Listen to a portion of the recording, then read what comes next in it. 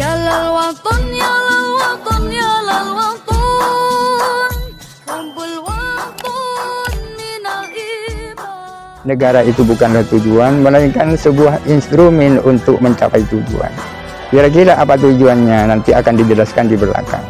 Ada sebuah kaidah yang mengatakan as-sabatu fil maqasid wal murunatu fil wasail. Islam dalam hal-hal yang menyangkut tujuan itu harga mati.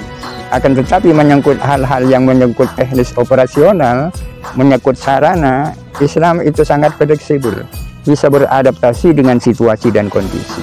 Oleh karena itu, maka tentang negara, Islam memberikan keleluasaan yang seluas-luasnya bagi kaum muslimin untuk memikirkan tentang bentuk-bentuk negara. Itu satu. Yang kedua, bahwa kita berbicara tentang politik ini, bahwa politik itu merupakan bagian daripada fikih muamalah, fikih sosial. Fikih muamalah memiliki prinsip-prinsip dan kaidah-kaidah yang berbeda dari prinsip-prinsip dan kaidah-kaidahnya fikih ibadah. Misalnya di antara prinsip fikih muamalah termasuk di dalamnya politik yang mengatakan bina'uhu 'alal ilali wal masalih, bahwa persoalan fikih muamalat, persoalan fikih politik termasuk di dalamnya dibangun atas prinsip ilat-ilat dan memperhatikan kemaslahatan-kemaslahatan. Salah satu kaidah tentang fikih muamalat mengatakan al-muamalatu tilkun hatta yu'lamal man, bahwa persoalan-persoalan muamalat itu sangat longgar, bisa dilakukan sepanjang tidak ditemukan dalil yang melarang. Kaidah yang lebih populer akan tetapi memiliki makna yang sama dengan kaidah tadi mengatakan, ini sangat populer, al-aslu fil muamalati, bahwa pada dasarnya dalam hal-hal yang menyangkut muamalat, al-ibahatu adalah boleh, al-aslu fil muamalati al-ibah.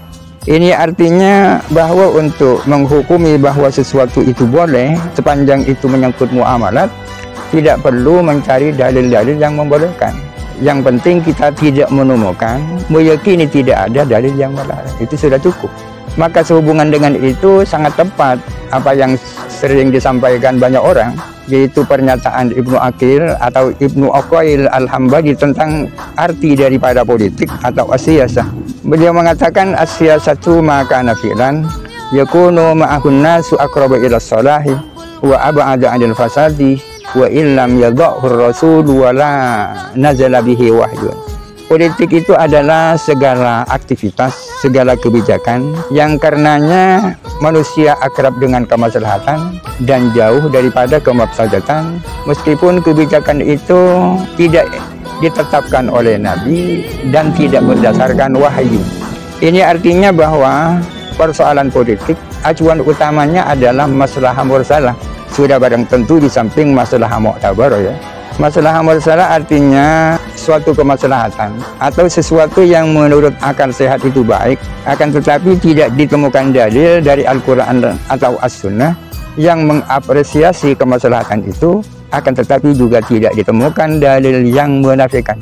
Itu maslahah mursalah.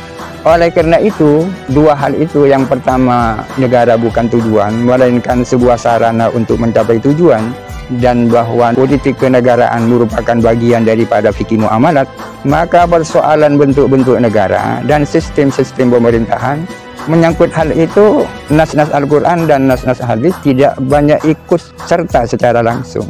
Al-Quran dan As-Sunnah hanya memberikan prinsip-prinsip yang kalau prinsip itu diwujudkan, akan terwujudlah apa yang selama ini disebut sebagai negara khilafah atau negara yang baik.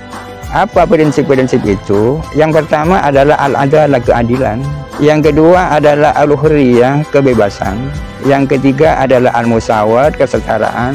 Yang keempat asyura, permusyawaratan. Yang kelima adalah raqabatul ummah, kontrol sosial dari rakyat. Ini adalah beberapa prinsip yang tidak hanya penting untuk diterapkan dalam konteks persoalan negara, akan tetapi juga harus diterapkan dalam berbagai persoalan. Sudah banyak dalam sejarah beberapa sistem pemerintahan yang sudah diterapkan. Di antaranya adalah sistem monarki. Sistem monarki ini adalah sebuah sistem pemerintahan di mana penguasa itu tampil secara turun-temurun tanpa ada pemilihan. Sistem lain adalah sistem teokrasi, sebuah sistem pemerintahan dengan keyakinan bahwa pemimpin itu ditunjuk langsung atau merupakan wakil dari Tuhan Ini artinya bahwa negara ini adalah sesuatu yang sakral. Yang ketiga adalah sistem otokrasi dengan keyakinan bahwa penguasa adalah kebal hukum. Apa yang menjadi kebijakan tidak bisa diganggu-gugat. Sudah barang tentu jika sistem ini tidak sesuai dengan prinsip-prinsip di atas, ya kan? Karena tanpa musyawarah. Dan sistem teokrasi itu membayangkan bahwa negara ini adalah sakral, bahwa pemimpin itu sakral, padahal sesungguhnya tidak sakral. Salah satu buktinya kita bisa melihat khutbah pertama yang disampaikan oleh Sayyidina Abu Bakar. Beliau menyampaikan, inni wullitu alaikum walastu bi khairikum.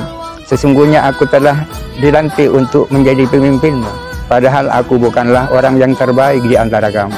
Fa in wajadtumuni ala haqqin fa'ayununi. Jikalau ternyata kalian mendapatkan aku berada dalam kebenaran, tolonglah aku ditolong. Wa in ra'aitumuni ala batilin fasaddiduni. Jikalau kalian melihat aku berada dalam ketidakbenaran, tolong aku dibenarkan, diluruskan.